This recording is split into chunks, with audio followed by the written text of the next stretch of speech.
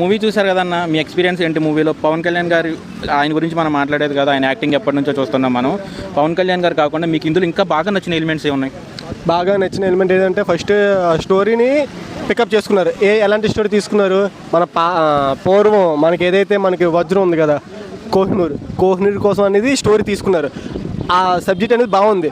కాకపోతే ఇక్కడ వచ్చింది ఏంటంటే ఆ స్టోరీ కొంచెం మాత్రం చూపించాడు, మొత్తం అంతా రిలీవ్ చేయలేదన్నమాట. ఇప్పుడు ప్రజెంట్ ఆ కోహినూర్ ఎక్కడి నుంచి వచ్చింది? మన విజయవాడలో కొన్నూరు నుంచి ఆ వజ్రపూర్ గొన్నుల్లోనే ఆ కోహినూర్ అనేది డైమండ్ దొరికింది. అక్కడి నుంచి నవాబ్ కాలం నుంచి మొఘల్స్ దగ్గర నుంచి ఇప్పుడు అది అక్కడి నుంచి ఇప్పుడు బ్రిటిష్ వాళ్ళ దగ్గరికి వెళ్ళింది అనమాట. అక్కడి నుంచి స్టోరీని డెవలప్ చేసుకుంటూ తీసుకెళ్తాడు. కాకపోతే ఇప్పుడు ఫస్ట్ పార్ట్లో మనకి చూపించిందంతా సగమే చూపించాడు, కానీ తీసేటప్పుడు విధానం వచ్చేసరికి ఏంటంటే చాలా స్లోగా వెళ్ళింది ఫస్ట్ హాఫ్ చెప్పాలంటే.